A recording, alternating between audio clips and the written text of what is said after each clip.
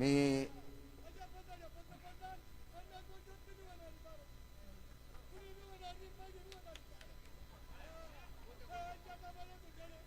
असं सगळे जर वरडायला लागले तर हे सरकार 100% जाईल.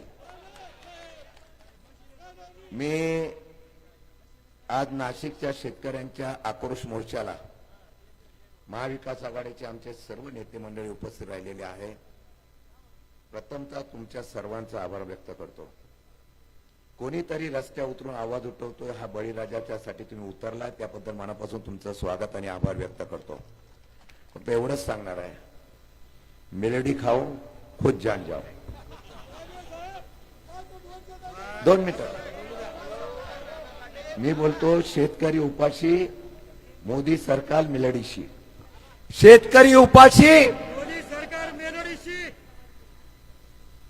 आज या हुकुमशाही सरकारचा निषेध करण्यासाठी आम्ही आहोत. मी फार बोलणार नाही.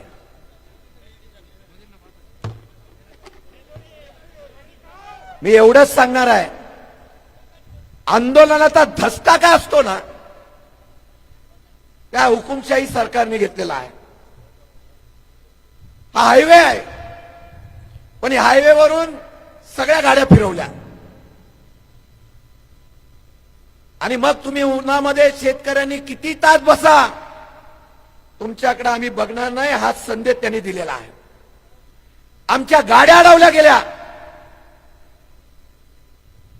पोलीस प्रशासनाचा वापर केला जातो, बळाचा वापर केला जातो आणि तुमचा आवाज दडपण्याचा प्रयत्न केला जातो. याचा निषेध करण्यासाठी आम्ही इथं उतरलेलो आहोत.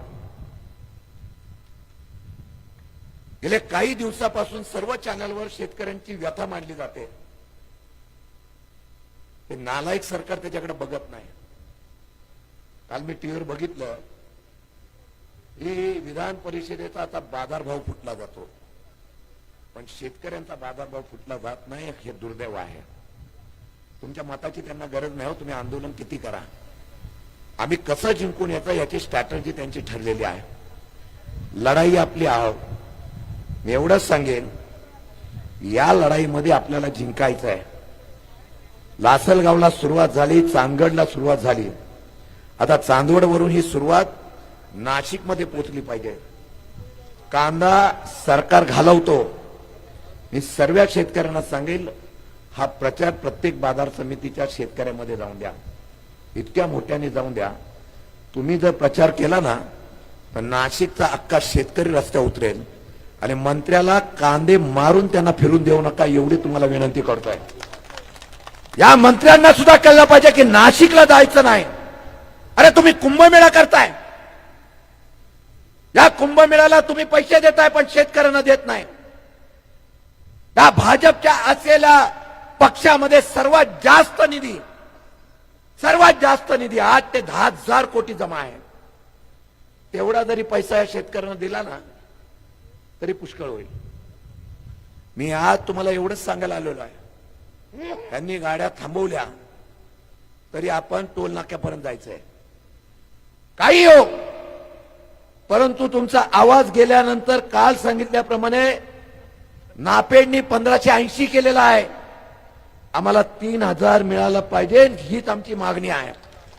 म्हणून या हंगामामध्ये विक्री केलेल्या कांद्याला अनुदान मिळावे म्हणून नोव्हेंबर पासून आजपर्यंत 1500 रुपये किमान मिळावे अशी सुद्धा मागणी आहे. मागण्या बऱ्याच आहेत, फार वेळ घेणार नाही. आपण लढणारे कार्यकर्ते आहोत. आज या नाशिक जिल्ह्यात महाराष्ट्रामध्ये शरद पवार साहेबांची आठवण प्रत्येकाला येते. अरे आमचा योद्धा आहे, 80 वर्षाचा योद्धा सुद्धा आज थांबलेला नाही. या नाशिकला द्राक्ष असो कांदा असो, एकच नेता निर्णय घेत होता, तो शरद पवारच्या माध्यमातून, मनमोहन सिंगाच्या माध्यमातून करत होता. आज आम्ही महाविकास आघाडीचे सगळे लोक या प्रयत्नात उतरलेलो आहोत. काही वर्षांनी भांडवलशाही जन्म घेणार आहे. तुमच्या सगळ्यांच्या हातामध्ये भांडवलशाही राज्य करेल आणि तशी धोरणं धारण केलेली आहे. त्याचा निषेध करायचा असेल तर आता आपण एवढंच करायचं आहे, इथून उठायचं, पोलिसांनी अटक करू, काही करू, सरळ आगेकूच करायची. तुम्ही मुंबई महामार्ग, दिल्ली महामार्ग रोकाल, पण मगाशी दानवे साहेब म्हटल्यानंतर उद्या आपली बैठक आहे आणि उद्याच्या बैठकीमध्ये आम्ही ठरवतो वेळ पडली तर मुंबईचं महामार्ग आणि मंत्रालय सुद्धा ठप्प करायचं नाशिकसाठी असं धोरण आपण या ठिकाणी जाहीर करू. आणि म्हणून आपल्याला सांगतो आता ही बैठक झाल्याबरोबर सगळ्यांनी ताकदीने पुढे जायचं आहे आणि या दडपशाहीच्या विरोधामध्ये आंदोलन करण्याची सुरुवात करायची. नाशिक शेतकऱ्यांच्या आवाजाने पेटलं पाहिजे आणि महाराष्ट्र सरकार आणि दिल्लीचं सरकार गडगडलं पाहिजे. अशा प्रकारचा आवाज आपण करू. शेतकरी एकजुटीचा. अरे कोण बोलतो देणार नाही. अरे हमी भाव आमच्या हक्काचा. मला सगळ्यांना विनंती आहे, अँब्युलन्स असेल व आपल्या महाराष्ट्रातले नागरिक असतील, सरकारी प्रॉपर्टी असेल, त्याच्याच बरोबर शाळा असतील, लहान मुलांच्या काही गाड्या असतील, कुठेही कोणाला इजा पोहोचणार